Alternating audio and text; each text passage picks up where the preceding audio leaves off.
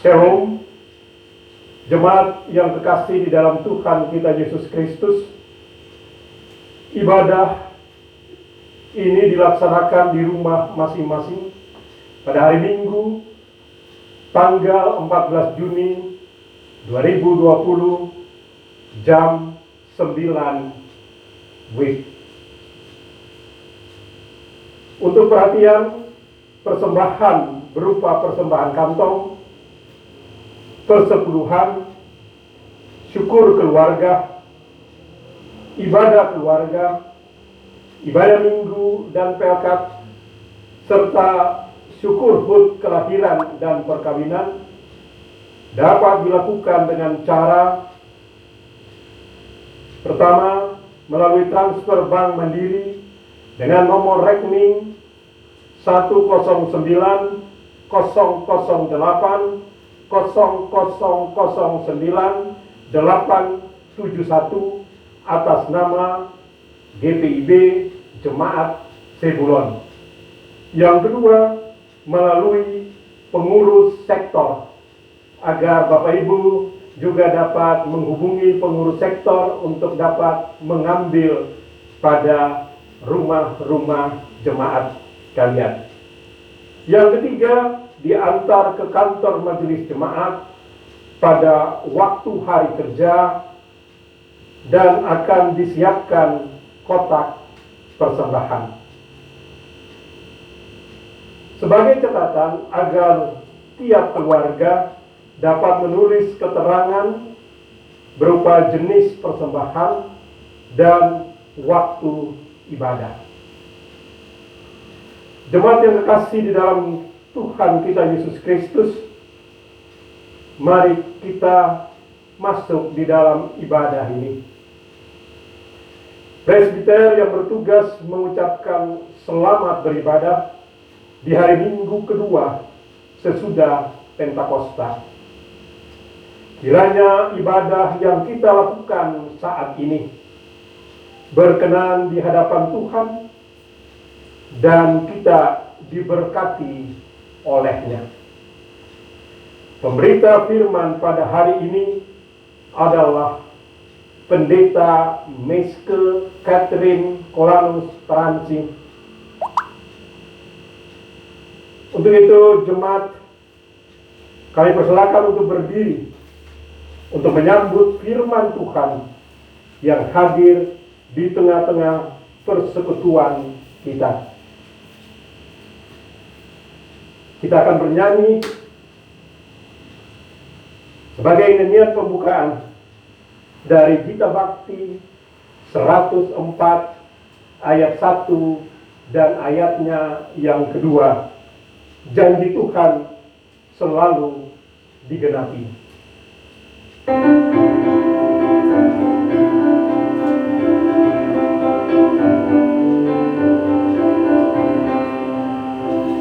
Janji Tuhan selalu digenapi. Dia kudus, kudus bagi kita, maka kita selalu diingatkan. Laksanakan amanat Tuhan Yesus. Mari kita bersaksi dan melayani, mewakilkan berita keselamatan, agar dunia mengaku dan percaya Yesus Kristus Sang Juru Selamat dunia. Tuhan kudus umatnya dalam dunia. Dari hamba yang patuh dan setia, bawa damai dan kasih yang sejati. Dari orang yang dalam keresahan, mari kita bersaksi melayani, mewakilkan berita keselamatan, agar dunia mengaku dan percaya Yesus Kristus Sang Juru Selamat dunia.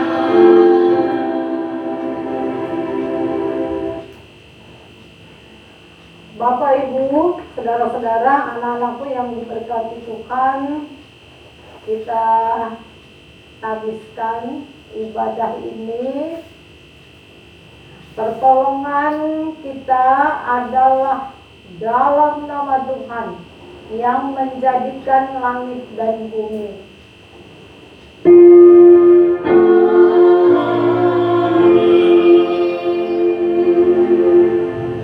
Kasih karunia dan damai sejahtera dari Allah Bapa kita dan dari Tuhan Yesus Kristus menyertai kamu. Dan mereka juga.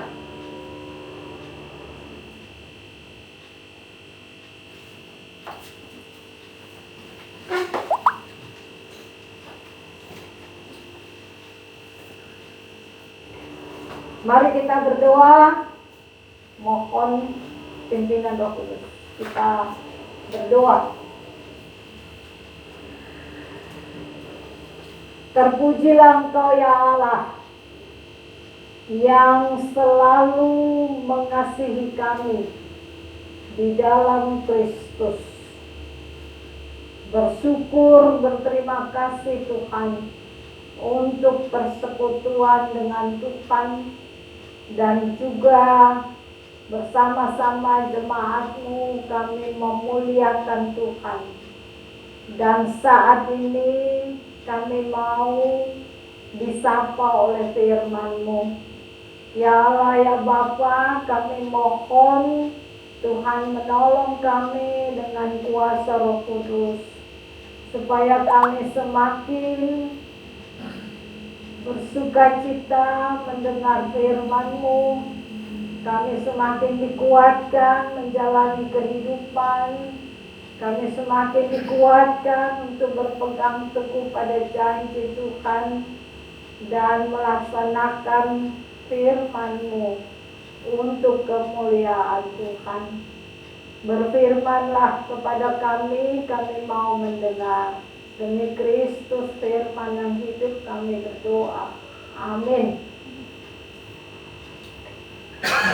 Mari berdiri untuk mendengar firman Tuhan yang dibacakan dari Alkitab Kejadian 31 ayat 43 sampai dengan 50 yang menyatakan, lalu Laban menjawab Yakub, perempuan-perempuan ini anakku, dan anak-anak lelaki ini cucuku, dan ternak ini ternakku. Bahkan segala yang kau lihat di sini adalah milikku. Jadi, apakah yang dapat kuperbuat sekarang kepada anak-anakku ini, atau kepada anak-anak yang dilahirkan mereka? Maka sekarang, marilah kita mengikat perjanjian, aku dan engkau, supaya itu menjadi kesaksian antara aku dan engkau. Kemudian Yakub mengambil sebuah batu dan didirikannya menjadi tugu. Selanjutnya berkatalah Yakub kepada anak saudaranya, kumpulkanlah batu. Maka mereka mengambil batu dan membuat timbunan. Lalu makanlah mereka di sana di dekat timbunan itu. Laban menamai timbunan batu itu Yegar Sahaduta, tetapi Yakub menamainya Galed. Lalu kata Laban, timbunan batu inilah pada hari ini menjadi kesaksian antara aku dan engkau. Itulah sebabnya timbunan ini dinamakan Galed dan juga Mizpah, sebab katanya, Tuhan kiranya berjaga-jaga antara aku dan engkau apabila kita berjauhan. Jika engkau mengaktifkan anak-anakku, dan jika engkau mengambil istri lain di samping anak-anakku itu, ingatlah, walaupun tidak ada orang dekat kita, Allah juga yang menjadi saksi antara aku dan engkau. Demikian pembacaan Alkitab. Berbahagialah semua orang yang mendengar firman Tuhan dan melakukannya. Terpujilah Tuhan Yesus. Haleluya. Haleluya, haleluya, haleluya.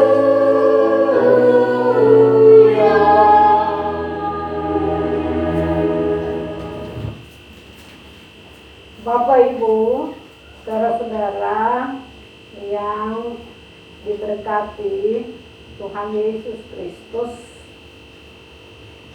kalau kita perhatikan Bapak Ibu ayat 13 ya, 13, maka kita lihat di situ Allah menyuruh Yakub pulang ke kampungnya, ya, pulang ke negerinya. Dan Yakub langsung merespon firman Tuhan itu. Ya, mungkin Bapak Ibu ya, mungkin dia sendiri sudah tidak betah hidup bersama Bapak mertua Laban, karena ya Bapak mertua ini rupanya agak egois ya, dan mungkin sudah tidak betah tinggal bersama. Tapi mau dikatakan bahwa Yakub merespon firman Tuhan ini, atau langsung merespon firman Tuhan ini, karena Yakub lebih taat kepada Tuhan daripada kepada manusia. Lebih taat kepada Tuhan daripada kepada mertua. Nah, oleh karena itu Yakub pergi meninggalkan bapak mertua, dia pergi dengan diam-diam. Dan saudara, saya lagi berpikir-pikir kenapa Yakub pergi diam-diam, atau pergi tanpa sepengetahuan Laban bapak mertua. Kemungkinan Bapak Ibu, kalau Yakub bicara terus terang kepada bapak mertua, ya kemungkinan bapak mertua menolak, tidak mengizinkan Yakub dan keluarganya pergi. Karena Yakub ini adalah tulang punggung, mengurus ternak-ternak Laban. Nah, kalau Yakub pergi, siapa yang mengurus ternak-ternak ini? Oleh karena itu, Yakub pergi diam-diam. Dia bawa keluarganya, ya, dikatakan istri-istrinya, Lea dan Rachel. Ya, Bapak Ibu, Yakub itu punya 2 istri ya. Tetapi orang Kristen yang hidup dalam Yesus Kristus tidak boleh punya 2 istri, Bapak Ibu ya. Orang Kristen yang hidup dalam Kristus itu hanya punya 1 istri, punya 1 suami. Ya, jangan katakan, wah, Yakub aja bisa punya 2 istri. Kita dong, ya, juga bisa seperti ini. Kita, sekali lagi, kita yang sudah percaya, kita yang sudah hidup dalam Kristus, hanya bisa punya 1 istri dan 1 suami. Karena tidak ada poligami ya dalam kehidupan perkawinan Kristen, Bapak Ibu. Nah, kita kembali kepada pembacaan kita. Secara diam-diam Yakub pergi. Dia mengajak ya istri-istrinya, anak-anaknya. Dia membawa harta benda, kekayaan. Ya, kekayaan bapak mertuanya juga diboyongnya. Bahkan ternak-ternak Laban juga dia bawa juga. Nah, saudara-saudara yang diberkati Tuhan Yesus Kristus, 3 hari kemudian baru Laban tahu, dapat informasi bahwa Yakub ini sudah pergi meninggalkan rumah secara diam-diam. Oleh karena itu dia mengejar Yakub bersama rombongannya, ya, Laban dan bersama rombongannya mengejar Yakub. Dan saudara-saudara, 7 hari perjalanan barulah Laban bisa berjumpa dengan Yakub dan keluarganya. Dan dalam perjumpaan itu kita melihat Bapak Ibu, dalam perjumpaan itu apa yang terjadi.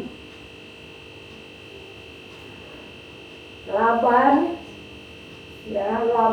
papa mertua ini harus menahan diri, mengendalikan emosinya. Laban tidak boleh emosi terhadap Yakub. Dia harus berhadapan dengan anak mantu, berhadapan dengan Yakub harus dengan tenang, dengan sabar, bicara baik-baik sebagai orang tua, sebagai papa mertua. Karena sebelumnya Laban sudah diingatkan, ayat 24, diingatkan oleh Tuhan, jangan bicara asal bicara kepada Yakub, jangan emosi. Oleh karena itu kita melihat ketika Laban berjumpa dengan Yakub, dia menahan diri, mengendalikan emosi, dan dia bicara baik-baik dengan tenang, dengan sabar sebagai orang tua, tetapi tegas menegur Yakub. Bapak Ibu, saudara-saudara yang diberkati Tuhan Yesus Kristus, dan Laban hanya mau mengingatkan Yakub, mengingatkan Yakub dan mau juga menegaskan kepada Yakub. Istri-istri, Laban katakan, istri-istrimu adalah anak-anakku, anak-anakmu adalah cucu-cucuku. Harta benda, kekayaan apa yang kelihatan ini, bahkan ternak-ternak itu milikku. Laban katakan begitu. Jadi Laban tegaskan, semua adalah milik Laban. Dengan kata lain, kalau kita mau katakan dengan kata-kata yang biasa, Laban mau katakan kepada Yakub supaya Yakub memahami bahwa Yakub itu hanya, Bapak mertua mau katakan, Yakub itu hanya modal dengkul aja. Yakub tidak punya apa-apa. Yakub tidak punya modal. Ketika Yakub datang kepada Laban, dia tidak punya apa-apa. Dia datang dengan tangan kosong, tangan hampa. Saudara-saudara yang diberkati Tuhan Yesus Kristus, ini yang mau diingatkan oleh Laban sebagai papa mertua. Nah, Bapak Ibu, saudara-saudara yang diberkati Tuhan Yesus Kristus, maka kata Laban, seharusnya lah Yakub itu tidak perlu pergi diam-diam seperti ini, seperti melarikan diri saja. Nah, ayat 44 kita lihat ayat 44 dikatakan, saya bacakan maka sekarang marilah kita mengikat perjanjian, aku dan engkau, supaya itu menjadi kesaksian antara aku dan engkau. Bapak Ibu, saudara-saudara yang diberkati Tuhan Yesus Kristus, Laban sebagai orang tua, Laban sebagai papa mertua, punya inisiatif mengajak Yakub berdamai, mengajak Yakub untuk memperbaiki kesalahpahaman mereka selama ini dengan satu perjanjian. Saudara-saudara yang diberkati Tuhan Yesus Kristus, Ya, jadi ya mengajak Yakub berdamai. Ya, memperbaikilah. Apa yang belum baik diperbaiki, supaya kedepannya mereka bisa hidup dalam damai sejahtera, keluarga yang hidup dalam kasih. Dengan satu perjanjian, kita memahami hakikat satu perjanjian ya dalam pembacaan ini.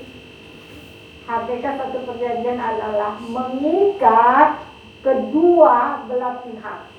Jadi kalau Laban dan Yakub membuat satu perjanjian, berarti perjanjian itu mengikat ya Laban dan Yakub. Lalu perjanjian itu atau janji itu harus ditaati oleh mereka. Mereka yang buat perjanjian, mereka berdua ya, yang buat kesepakatan dalam perjanjian ini tidak boleh melanggar perjanjian itu. Pasti dasarnya saling percaya satu terhadap yang lain. Kalau ingkar janji, ya berarti saudara-saudara ya hilanglah kepercayaan. Saudara-saudara, butuh tanggung jawab bersama ya untuk menepati perjanjian itu. Bahkan dikatakan untuk meneguhkan perjanjian itu, supaya perjanjian itu sebagai satu perjanjian yang kuat. Allah, bahkan Allah dikatakan mereka melibatkan Allah menjadi saksi antara mereka. Saudara-saudara yang diberkati, ini hakikat satu perjanjian. Dan ini harus dipahami oleh Laban dan Yakub. Simbol perjanjian mereka dikatakan dalam pembacaan ini Bapak Ibu sebuah timbunan batu ya. Kemudian itu dijadikan tugu bagi mereka. Ya, Laban memberi nama tugu itu Yegar Sahaduta. Ya, Yakub juga memberi nama tugu itu Galed. Nah, Bapak Ibu, saudara-saudara yang diberkati, lalu mereka menandai perjanjian mereka berdua ini sebagai satu perjanjian yang kuat ya, satu perjanjian yang harus ditepati bersama-sama dengan jamuan makan bersama. Saudara-saudara yang diberkati Tuhan Yesus Kristus. Lalu kita melihat ini hakikat dari perjanjian. Kita mau melihat apa isi perjanjian mereka berdua. Ayat 50. Ya, kalau kita lihat ayat 50, saudara, di situ dikatakan, jika ini isi perjanjian. Ya, saya bacakannya. Jika engkau mengaitkan anak-anakku dan jika engkau mengambil istri lain di samping anak-anakku itu, ingatlah, walaupun tidak ada orang dekat kita, Allah juga yang menjadi saksi antara aku dan engkau. Ini isi perjanjian. Ya, isinya bahwa Yakub tidak boleh menyia-nyiakan anak-anak Laban. Atau Yakub tidak boleh menyia-nyiakan istri-istri. Itu anak-anak Laban. Ketika mereka berada di tempat yang baru, Yakub harus bisa membahagiakan mereka. Yakub harus menjadi suami yang setia kepada kedua istrinya, dikatakan. Jadi itu isinya ya, isi perjanjian. Tidak boleh menyanyiakan istri-istrinya ketika dia sampai di negerinya. Dan saudara-saudara, ya Yakub harus bisa membahagiakan istri-istrinya. Dan Yakub harus menjadi suami yang setia. Kita Kita simak ini isi perjanjiannya Bapak Ibu. Dan Yakub juga tidak boleh kawin-mawin dengan perempuan lain. Yakub ingatkan dalam perjanjian itu bahwa sekalipun Laban dan Yakub tinggal berjauhan, tapi Allah menjadi saksi antara mereka berdua. Artinya Yakub bisa saja kalau dia tidak tepati janji ini, bisa saja Yakub menyembunyikan perselingkuhannya misalnya.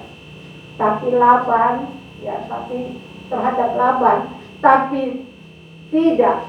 Bisa saja terhadap Laban dia sembunyikan, tapi tidak terhadap Tuhan, karena tidak ada yang tersembunyi bagi Tuhan. Saudara-saudara, itu isi yang pertama dari perjanjian. Nah, isi perjanjiannya yang kedua, Bapak Ibu, itu ayat 52. 52 katakan begini. Timbunan batu dan tubuh inilah menjadi kesaksian bahwa aku tidak akan melewati timbunan batu ini mendapatkan engkau, dan bahwa engkau pun tidak akan melewati timbunan batu dan tubuh itu mendapatkan aku dengan berniat jahat. Mereka berdua berjanji bahwa mereka tidak akan melakukan kejahatan apapun satu terhadap yang lain. Mereka akan menghilangkan niat jahat mereka, kebencian mereka, dendam mereka, amarah, berniat jahat yang lain. Itu mereka sepakat dalam perjanjian. Itu harus dihilangkan, itu harus dilupakan, saudara-saudara, sehingga mereka bisa hidup sebagai keluarga yang mengasihi, mantu mengasihi papa mantu, demikian juga sebaliknya, dan hidup dalam kasih. Saudara-saudara yang diberkati Tuhan Yesus Kristus, dan mereka harus ingat bahwa mereka melibatkan Tuhan menjadi saksi terhadap perjanjian mereka. Saudara-saudara yang diberkati Tuhan Yesus Kristus, kalau kita bicara soal perjanjian, atau kita bicara tentang janji, atau bisa dikatakan kita buat janji, perjanjian itu gampang kita buat janji, saudara-saudara. Tapi sering juga, gampang juga kita mengingkari janji itu. Kita gampang berjanji, tapi juga gampang mengingkari janji itu.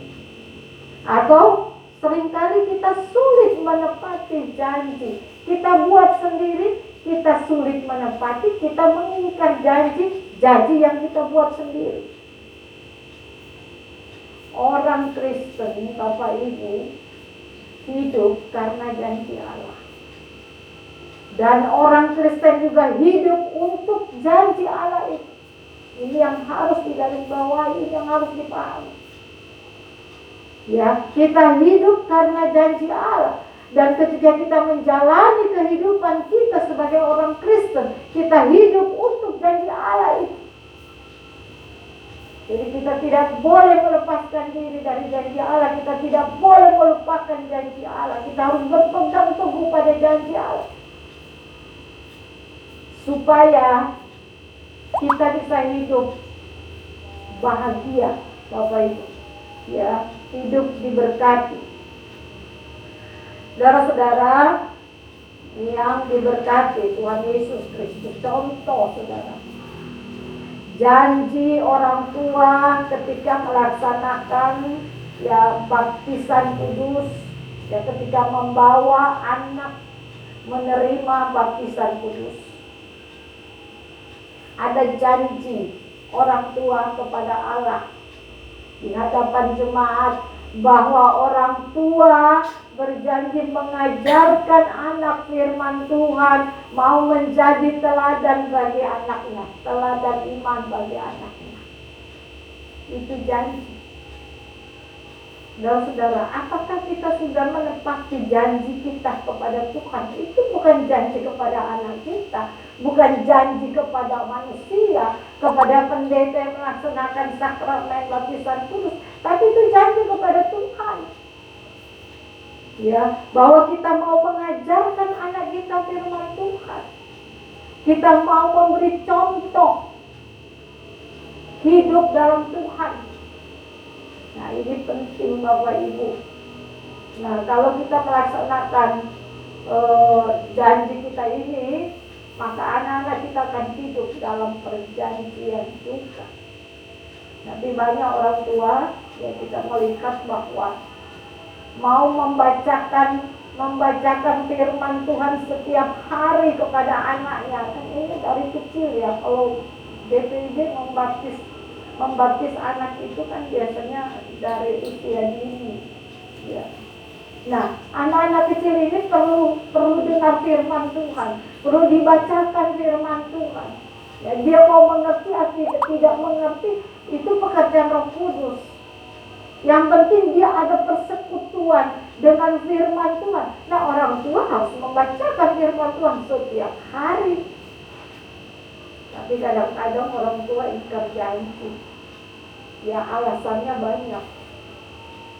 Sibuklah kerja, ya, tidak sempatlah. Ya, anak-anak kita pulang, anak-anak sudah tidur dan macam-macam. Ya, macam-macam hambatan. Bahkan dalam sikap juga kadang-kadang kita tidak bisa menjadi teladan iman. Ya, kan kita mau jadi teladan iman. Persekutuan kita, anak-anak harus melihat kita menjadi orang tua yang tekun beribadah, tekun berdoa misalnya, ya, berbuat baik, saling menghargai atau menghormati di rumah.